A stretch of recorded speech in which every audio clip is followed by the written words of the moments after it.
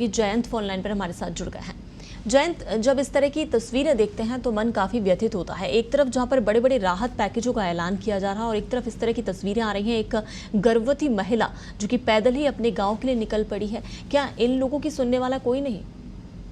जी बिल्कुल, देखिए ये प्रशासन की नाक के नीचे इतनी बड़ी चीज हो रही है, जबकि हालात ये है कि लॉकडाउन में कोई प्रतिबंधित दुकान भी अगर हाफ शटर भी खुलती है तो तुरंत उस पर कार्रवाई होती है। लेकिन एक महिला जो 8 महीने की गर्भवती है, वो एक शहर से निकल के दूसरे राज्य में अपने जिले में स्थित गांव में जाने की तैयारी में है। कारण उसको यहाँ मेडिकल सुविधा नहीं मिली, खाने के लिए कुछ नहीं मिला और सिर्फ जो ईंट भट्टे सरकार ने शुरू किए पिछले दिनों, लेकिन उसके बावजूद भी भट्टा मालिक ने उसको झांसा दिया। हालात ये रहे कि कल शाम को वो रवाना हुई, कुछ देर वो लोग रवाना हुए, चले बैठे, रात भर उन्होंने जैसे तैसे सड़क पे निकाली। आज सुबह तक वे लोग मुहाना तक पहुंचे।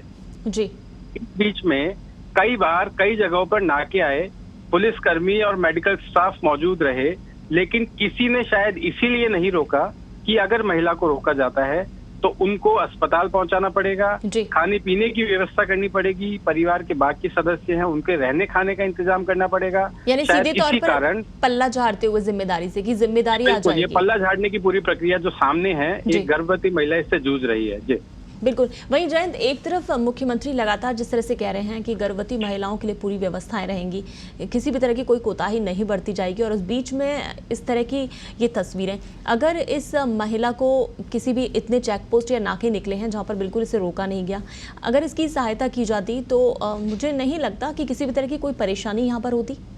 जी बिल्कुल, देखिए हर चेक पोस्ट पर पुलिसकर्मी मौजूद है, पूरा शहर बंद है, सड़क पे सिवाय पुलिस कर्मियों के मेडिकल स्टाफ के कोई नहीं है। जी। उसके बाद कुछ लोग, 4-5 लोग इतना लंबा सफर तय करने की कोशिश करते हैं, उनको कोई नहीं रोकता। मेडिकल इमरजेंसी लगी हुई है देश में, जिलों में, लेकिन उसके बावजूद हाल ये है।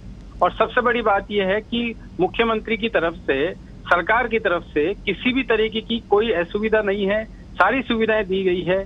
लेकिन जिले का जो लोकल जिला है, वहाँ का प्रशासनिक अमला, फिर चाहे कलेक्टर के लिए कहें चाहे एसपी के लिए कहें, दोनों इसलिए इसके तौर पर सीधे तौर पर जिम्मेदार हैं कि अगर इस महिला के साथ कुछ अनिष्ट होता है तो इसकी जिम्मेदारी उनको लेनी चाहिए, वो ले सकते हैं। जी जयंत, ऊंचे पदों पर बैठे इन जनप्रतिनिधियों की अगर बात करें, सरकार चला रहे मंत्रियों की अगर बात की जाए, तो दौसा जिले के जो मंत्री हैं प्रसाद लाल मीणा हैं या फिर ममता भूपेश हैं, उनके जिले में इतनी बड़ा ये वाकया होता है, इस तरह से इंसानियत की हत्या होती है, एक गर्भवती महिला जिस पर कोई भी ध्यान नहीं दिया जाता, तो ये कहा जा सकता है बेहद ही मतलब इंसानियत की हत्या तो है ही, बहुत शर्म की बात भी है ये। जी बिल्कुल, देखिए शर्म की बात है। प्रसाद लाल मीणा यहाँ से मिनिस्टर हैं, ममता भूपेश यहाँ से मिनिस्टर हैं, यहाँ से जो अपनी एक तरह से उनकी कर्मभूमि कही जाए सचिन पायलट साहब की, डिप्टी सीएम वो राजस्थान के हैं। हालांकि सरकार की तरफ से मैं फिर कहना चाहूंगा कि किसी तरीके की मेडिकल या खाने की जो है असुविधा नहीं है, पूरी सुविधाएं हैं। लेकिन एक छोटी सी दुकान खुलने के बाद उसे आधा घंटे में ही बंद कराने वाला प्रशासन जो है, वो इतने बड़े सफर पे निकली महिला को नहीं देख पाया, ये संभव नहीं है। एक आसानी से एक कॉल पे मेडिकल सुविधाएं दी जा सकती थी, दी जाती भी रही हैं, लेकिन इस महिला के साथ जो है वो गलत लगातार हो रहा है। शायद अमले को इस बारे में जानकारी है, प्रशासनिक अमले को इस बारे में जानकारी है, लेकिन फिलहाल इनकी जिम्मेदारी लेने से सब कोई पल्ला झाड़ रहे हैं। जी, जानकारी है और अब जानकारी हम लोग दे भी रहे हैं, हमारे थ्रू जानकारी पहुंच रही है। तो सरकारी अमला जिस तरह से दावा कर रहा था कि कोई परेशान ना हो, कोई भूखा ना सोए, अब क्या लग रहा है? अब इस खबर को हमने भी इस प्रमुखता से उठाया है, क्या मदद के लिए हाथ आगे बढ़ेंगे? और फिर सरकार के जो मुखिया हैं जो इस वक्त बैठे हुए हैं, उन्हें भी इस पर कोई ना कोई कार्रवाई करनी चाहिए, उन लोगों के खिलाफ भी जिन्होंने इसको जिम्मेदारी से नहीं लिया।